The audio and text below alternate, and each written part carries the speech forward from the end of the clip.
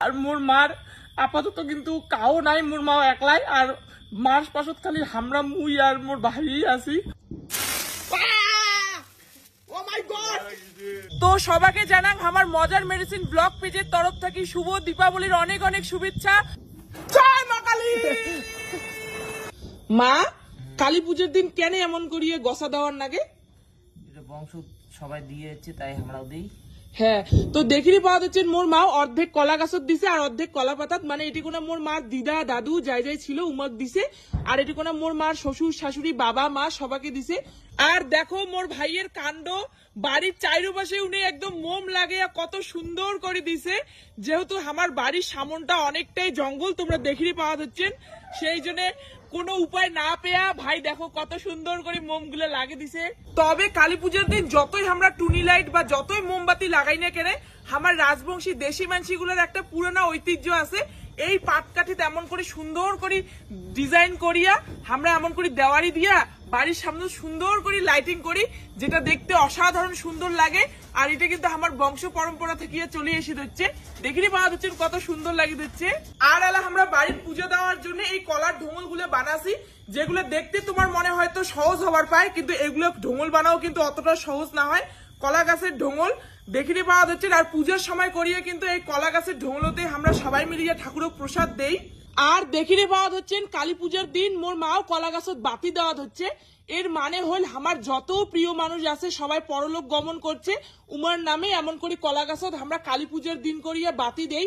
তবে যার যার বাবা মা আছে তাই তাই দেয় না, কিন্তু যার যার বাবা মা নাই, যেমন মোর মার দিদা দাদু তারপর ঠাকুর দাদা ঠাকুমা সব প্রিয় মানুষ মারা গেছে মোর মার, উমাকে কলা গাছত এমন করিয়া বাতি দেওয়া হচ্ছে। কান্দিস না মা, সব ঠিক হয়ে যাবে। আর সবাইকে ক যাতে সবাই ভালো ভালো থাকে, কান্দিস না। মাও খুব আপসেট হয়ে গেছে মোর দিদা হরের জন্য। আসলে এই দিনগুলো আসলে খুবই খারাপ লাগে আর প্রিয় মানুষগুলোর কথা খুবই মনত পড়ে। আর কালী পুজোর সময় যেহেতু ওই প্রিয় মানুষগুলো গসা দিবার লাগে, আর মোর মাও খুবই মন খারাপ করছে মোর মামা আর দিদার জন্য, যেহেতু উমরা আর বাসি নাই। আর মোর মার আপাতত কিন্তু কাও নাই, মোর মাও একলাই। আর মার পাশত খালি হামরা মুই আর মোর ভাই আছি। তো কি কমার, আর আজকের দিনটা তো আরো বেশি মনে পড়ে যাচ্ছে। সব ঠিক হয়ে যাবে, হামা আছি না।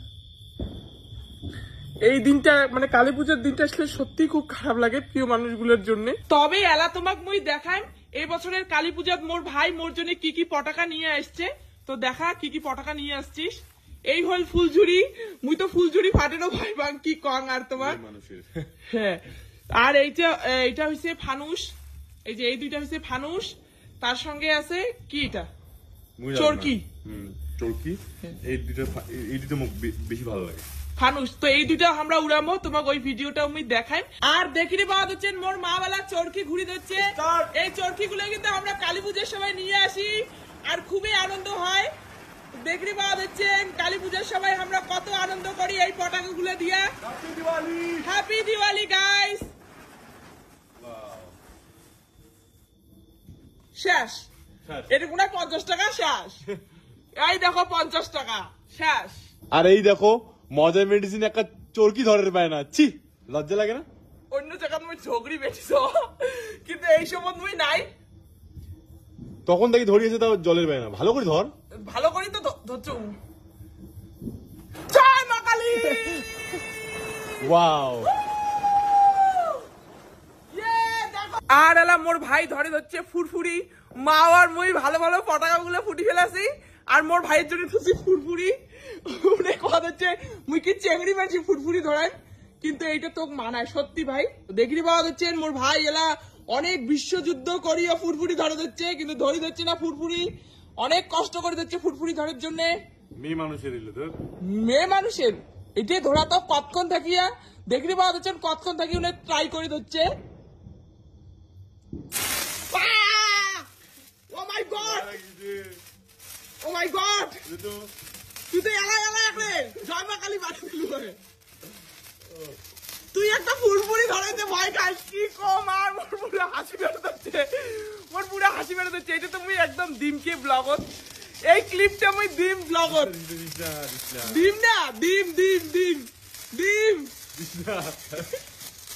আর এলা আমরা ফানুস নিয়ে ভাইয়ের সঙ্গে যাওয়া হচ্ছে মাঠ ফানুস গুলো উড়ির জন্য। দেখাও ফানুস গুলা, এই যে। আর এই যে দেখি পাওয়া যাচ্ছেন ভাই এদি ফানুসটা সেটিং করে নেওয়া হচ্ছে। ফানুস তোমরা যদি ঠিকঠাক মতো সেটিং করে না পান তাহলে কিন্তু উড়বে না, আর অল্পতেই জ্বলিয়েই পড়ে যাবে। আর ফানুস উড়ির সময় অবশ্যই উইশ করে দে, তোর কি কি উইশ, মনের বাসনা কামনা ক কিছু। মনে মনে কথা তো থোড়ি না কইম। এই যে দেখতে পাওয়া যাচ্ছে ফানুসটা কত দূর চলে গেছে। তো এইটুকুই ছিল আমার দীপাবলির সুন্দর সুন্দর মুহূর্ত। তোমাক ভালো লাগি থাকলে অবশ্যই অবশ্যই কমেন্টে জানাবেন, আর তোমার দীপাবলি কেমন কাটিল সেটাও আমাকে জানাবেন। Tata, good bye.